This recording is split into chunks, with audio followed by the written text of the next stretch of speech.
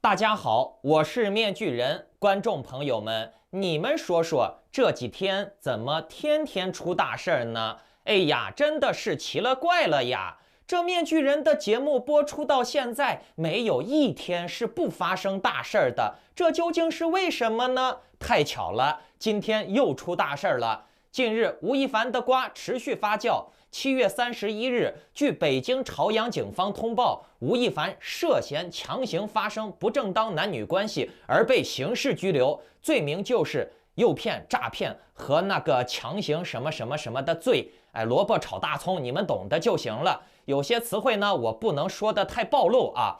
我只能用比较隐晦的表达方式，否则呢，你们就看不到我今天的这个节目了。反正呢，这个事儿现在闹得特别大，貌似呢还要把吴亦凡重判呢。但是呢，又因为吴亦凡是加拿大国籍，所以呢，这个事情也有可能会演变成外交事件啊。那这个咱们留在节目的后半段再说。顺便呢，在节目的最后，面具人要给大家讲一下，你看以太坊现在大涨到了$2500了啊！我的天呀，面具人的400只 X 又变得更加值钱了，差不多能值200个以太坊了吧？好，节目开始之前呢，点赞、订阅、打开小铃铛、转发面具人的节目到3个平台以上，就有机会获取本月大奖，价值$600的爬虫类 X 蛋蛋。那么说到吴亦凡搞这种事儿啊，什么诱骗呀，还有强行发生关系啊，吴亦凡搞这种事儿，有点奇怪啊。根据女方的说法，就是他们在聚会的时候，吴亦凡让他们喝酒，然后呢，女方就失去了意识，最后酒醒了以后，发现自己已经被萝卜炒大葱了。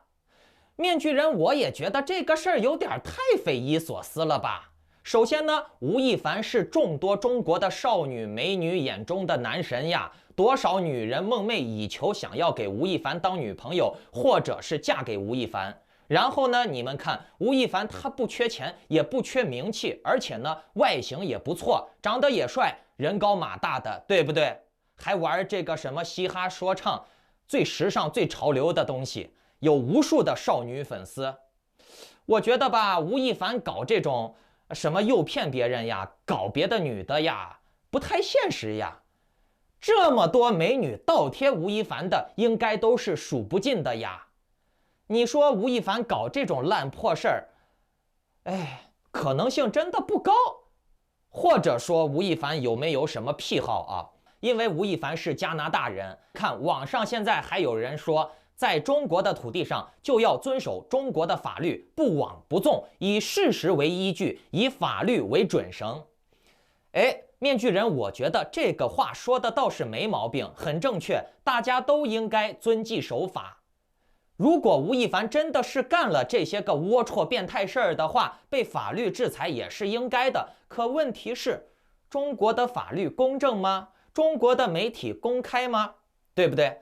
当官的犯不犯法，是不是应该要看这个官站对位置没有？对不对？你说草民们、屁民们掏个鸟蛋都能被判10几年，可是呢，草民们、屁民们跟局长睡了以后，局长不被判刑，局长成了受害人，而那个被睡的却要被判10几年的刑。你说这个奇怪不奇怪？一说到这个当官的，恰好吴亦凡他爹就是一个当官的，叫做李开明，是湖北省石首市人，中共党员，2级研究员，中国科学院大学博士研究生导师，国家环境保护专业技术领域领军人才，国务院特殊津贴专家，中国环境学会海洋生态安全专业委员会主任，历任华南环境科学研究所研究室副主任、技术开发处处长，现任环境保护部华南环境科学研究所副所长，广东省水与大气污染防治重点实验室主任，中山大学兼职教授。那这个李开明也算是一个老干部吧？面具人，我之前早就说过，中国的这些明星基本上都是红色背景，基本上都是红色贵族。为啥？因为这种当明星轻松的就能名利双收的事儿，肯定是轮不到草民干的，对不对？因为吴亦凡是加拿大国籍，所以呢，很多中国的小粉红这个爱国情绪就起来了，然后呢，又说是什么爱我中华呀，什么驱逐鞑虏这一套玩意儿。那么，由于吴亦凡是外国人啊，外国华人，那他在中国犯了罪，该怎么处理？这就牵扯到了一个执法权限的事儿了。那么，针对这种问题啊，就让 K 线专家啊，不，法律专家面具人给你们来普及一下啊。首先呢，和14岁以上的未成年女性发生不良关系，如果双方是自愿的话，则不构成犯罪。这个反而对增加新生儿是有帮助的啊。如果说女的不自愿，或者是意识不清醒的情况下啊，被叉了，那么则构成强行的萝卜鲍鱼罪，你们懂的。为了防和谐啊，有些话我不能说的太露骨。另外呢，如果是趁女性违背其意志，或者是喝多了，神志不清醒之类的啊，趁虚而入的，也属于韭菜炒大葱罪。加拿大的 CBC 也报道了吴亦凡的这个事儿，证明加拿大的主流媒体官方都对这个事儿已经关注了啊。加拿大的报道总体的基调是偏向吴亦凡是无辜的这一说，强调了吴亦凡并没有让别人喝酒，以及聚会上没有低于14岁的人啊，暗示是女方故意佛跳墙。然后呢，报道完了吴亦凡的这个事儿以后呢，加拿大的这边画风就立刻一转，又开始讲新疆的人权问题了。这篇报道总体来说还算客观吧，只不过呢，这个文字的运用艺术很高，报道的呢各方各面呢还有一些暗雷。换面具人，我来报道这个事情啊，我是一个外国人。报道中国的事情的时候，我也会顺带的抨击一下中国的黑不见底的人权问题。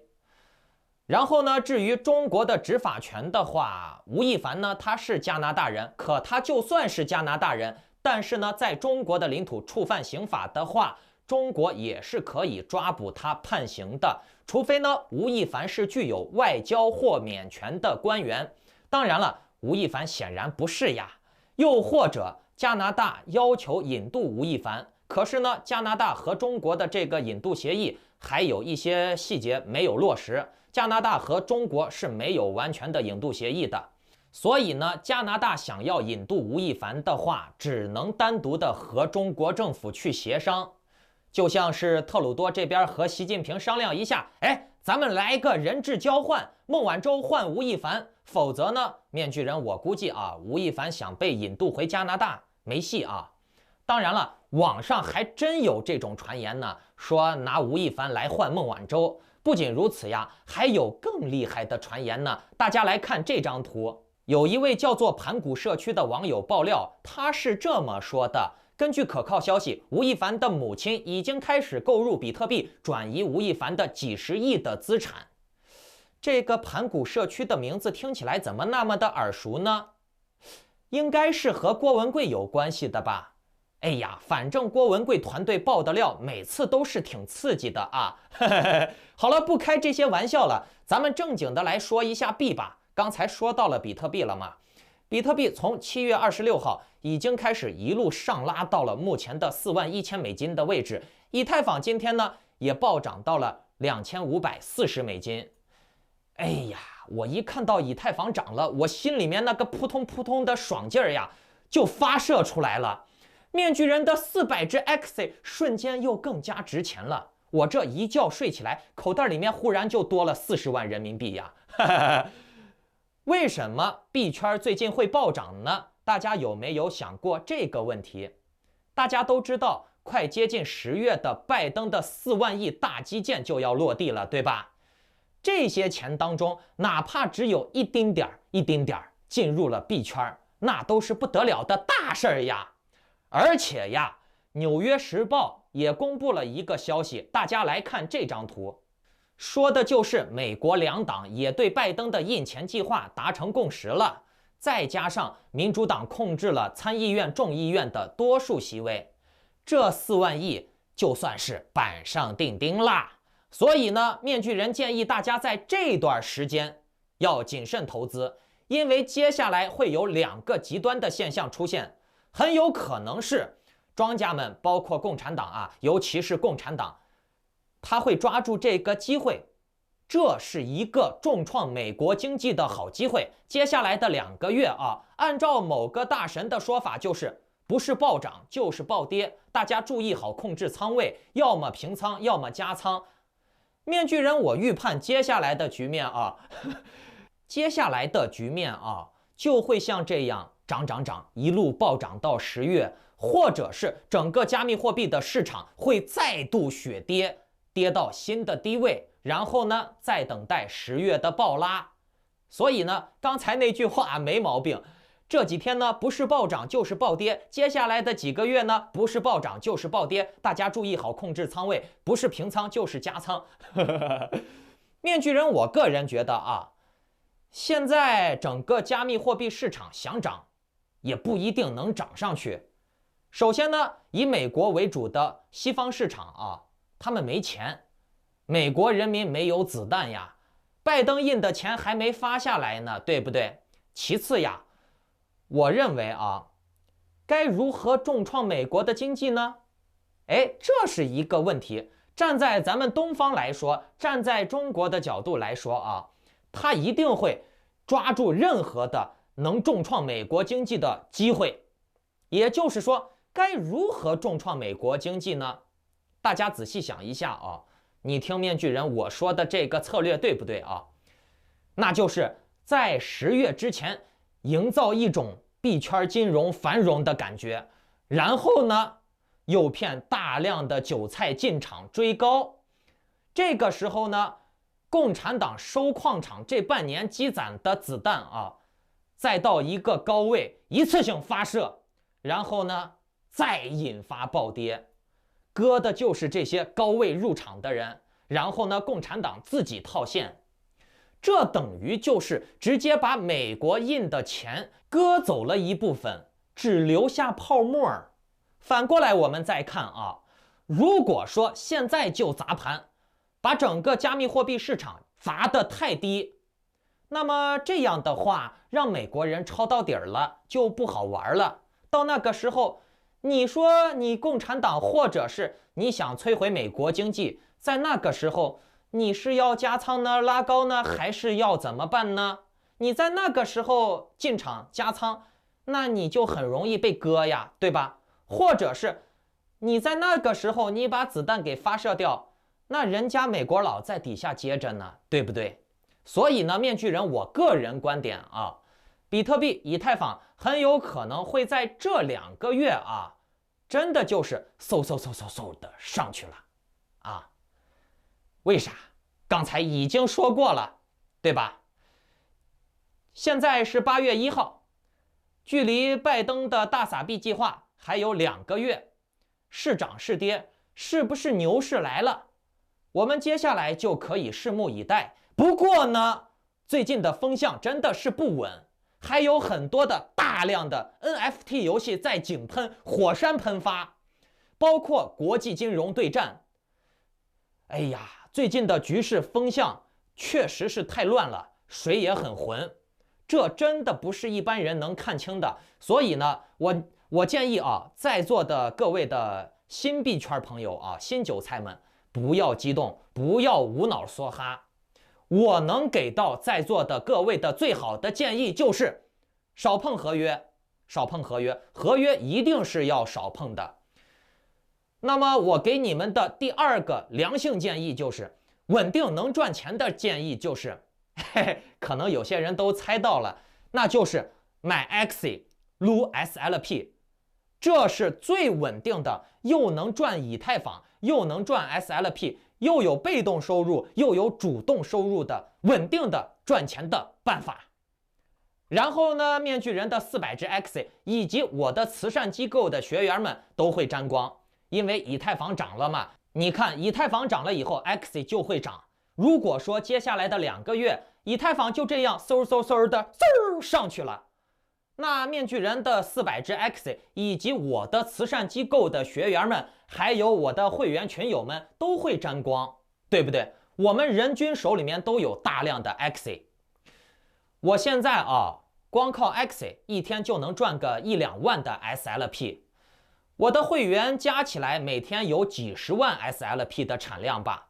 我们把其中的一半都用来资助这些可怜的穷苦人士了，你们知道吗？就这，网上还有那些个五毛反指标博主小团队的那些垃圾造谣面具人，说我面具人和会员资助别人打游戏做善事，是利用别人赚钱，压榨别人。在这里我想说2句了既然你造谣我，那面具人我就要反击了。我们做慈善，我的会员群友们帮助了那么多的可怜人，给人家钱，成了我们利用别人。我们利用别人还给别人钱，你们这些个废物除了喷还会干啥？成千上万的家庭因为面具人的会员能够过上更好的生活，我们让很多的家庭赚取到了更多的本该不属于他们的钱。他们有了这些钱以后，就可以给自己的孩子买玩具、补贴家用，减少家庭负担。面具人的会员让很多交不起学费的家庭能供养孩子上学。你们这些个 loser 除了喷还会干啥？因为你们这些垃圾的存在，把这些做好事的人都给喷没了，然后呢，别人就过得和你一样惨，一样失败，你就爽了，见不得别人好，是不是？你炒币亏了，你爆仓了，你就要别人去死呀，对不对？有没有你这么变态的人，还阻止别人做好事儿？不服你也做呀，对不对？这世界离了面具人的会员会更坏，这世界离了你们这种垃圾会更好。害人精，不是带反指标，就是骗那些不懂行的人跟着你被割韭菜是吧？然后你还雇人来造谣我谁我都不点名提了，点名提都是恶心我的这个嘴菊花，不是那个啥，恶心我的屁股了，听懂了没有？面具人我每天都送出去几万的 SLP 给这些穷苦人士，你咋不送呢？你除了骗那些傻逼带反指标割他们的韭菜，送他们去爆仓，你还会干啥？对不对然后你们这些个废物观众自己亏钱了就怪别人，也不怪你自己没脑子面具人我说了多少这种稳定赚钱的事儿，你不听，要去玩什么合约，要去跟别人拿什么内幕消息，然后亏钱嘛，对吧？贪心嘛，对不对？看别人过得好了，看那些可怜人得到帮助了，你心里面就不爽了，心里不平衡了，是不是？那你去帮他呀，你也拿出来点钱做点好事呀，对不对？你没钱，对不对？你也赚不到钱，你只想供别人的产，是不是？好了，别忘了转发面具人的节目抽蛋蛋哟！面具人我每个月都送蛋，我送好几颗蛋，价值几千美金呢。你不服你也送呀，对不对？少在这儿逼逼就会骗人，然后今天空还是多，多还是空，给人家机构当狗崽子拿指标，活成你这种废物样子，真可以跳到毛屎坑死了去了。知道吗？别忘了转发这个节目，就有机会抽取这个月的大奖还有9天就开奖了。那好，有想要加入面具人的会员群，交流政治见解和币圈资讯，以及获取一些好的项目的消息，这是我的 LINE， 添加我办理会员手续。祝你好运，再见。